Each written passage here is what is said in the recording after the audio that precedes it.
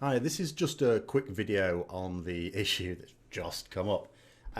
There's a private server, vanilla server, that I know some of you guys are on, not a lot necessarily, but a few.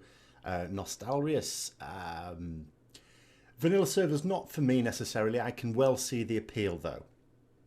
It actually ties in with some of the things I've been doing and I'm planning on doing with videos where I compare the MMO nature of vanilla Warcraft with now. I mean, that's a video that'll be coming in a few weeks, ironically. And this is at the heart of it. A lot of people like playing on the private server because there are MMO elements that are not in the game anymore. My first instinct when seeing this story, which is Blizzard closing this server down, was, okay, it's their property, they can do what they like, it's their intellectual property. But the comment I made when I responded myself was, it's not like pirating an album or a film or something like that, because we're not taking money from the artist. The artist, Blizzard in this case, are not offering this product at all. So it's a little bit harsh. And it also doesn't make much sense. I think to myself, well, how is it in their interest? Because they don't offer this product themselves, what is the point in aggressively going after people who do? But it turns out it's not that at all. It's a simple case of the people who ran the server. They initially ran it, and there's a big forum post that they themselves have put up saying it was all fine for a point, and then they had to get new hardware and this cost, so they put a donate button there for people to donate. And again, this was fine for a while. But then they say they've had to loan some hardware and it's just too expensive. They simply cannot make ends meet. So it's closing down, not because Blizzard have sent in the lawyers, but simply because they can't afford to run it. It's just not sustainable for them. But it does open up a wider debate. Once this shitstorm has blown over of blaming Blizzard for this, it will open up a wider debate that there are clearly a lot of players who would like to do this, who would like the vanilla server. Now, Blizzard's argument is, I suppose, I mean, they've said a few things, not in great detail, about the fact that the vanilla servers weren't all that brilliant. Sure, there were bugs in the game. Maybe they feel that they would feel compelled to deal with some of those bugs. And although people might say, no, it's fine as it is, it's fine as it is, they just might not like putting out a product that is not up to their standards. They do have pretty good standards. Now, it has to be said, although we whine a lot, when they put out expansions, there are still bugs in them. Some of the bugs, annoyingly, are ones that are reported months before it launches as well. But there are very few. When you compare it to other games when they come out, or even expansions of more established games, there are very few bugs in it. It usually works pretty well. So maybe they just don't feel it with the right standard. Then you have to ask them, what version do they put out? The obvious answer is put out the patch just before the Burning Crusade patch. But the problem with that, they might counter, is, you know, if you think you're going to play through the game as it was when it was out, that's not true. Because let's say you're going through Molten Core, first of all, and you think, oh, this is just like when people did Molten Core back in the day. No, it's not. Because during vanilla, they nerfed it. They nerfed a number of content. Upper Blackrock Spire, for example, classic case. Upper Blackrock Spire was a 15-man raid instance. By the end of vanilla, it had gone down to what, effectively 10-man. And it was 5-manable, I remember, you know, in fact 4-man in it, in fact, during vanilla. But of course, that's with raid gear. It was a dungeon at the end of the day.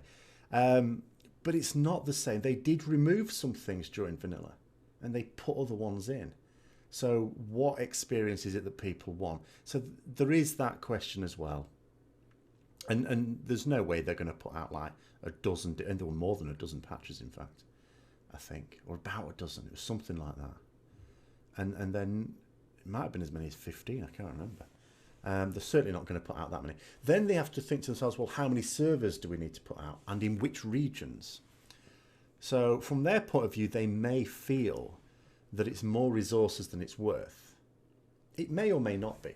I mean, it is possible, of course, that there are people who would resubscribe to the game if there were vanilla servers. Another thing that could be looked at is it's not like people are, as some people might, and they could argue, give them an inch, they'll take a mile.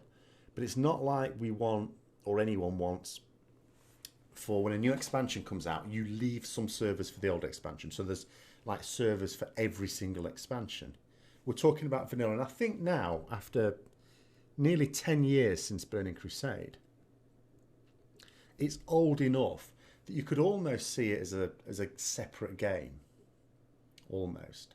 So maybe it is worth just bringing one out. I mean, maybe this would give the impetus for the community in a much more positive light to actually properly petition Blizzard and say, look, this is something we want. And maybe they would. I suspect they still wouldn't. I suspect they'll stick to their guns because I think they see a lot of issues, some of the ones I've just gone through, and that it's probably more hassle than it's worth. But you never know. I mean, maybe in the future, as World of Warcraft dwindles, if it dwindles, I mean, who knows what will happen in Legion, but is it really going to re-spark a resurgence? Maybe a little bit. I don't think it's going to go to the heights of Wrath or anything like that. Maybe as it dwindles, they will think that it's okay, it's worthwhile bringing out the vanilla version. But certainly the people who are playing that on that private server are not going to be able to do that anytime soon. It is disappointing for those players. I absolutely empathise with those because it's a bit, I mean, if you look at the other game that I keep coming back to, which is Baldur's Gate myself. Like, I've got the enhanced version of Baldur's Gate, which is quite nice because that's got bugs in it, blimey. That's got a lot of bugs. For something I've paid for, that's a lot of bugs in it.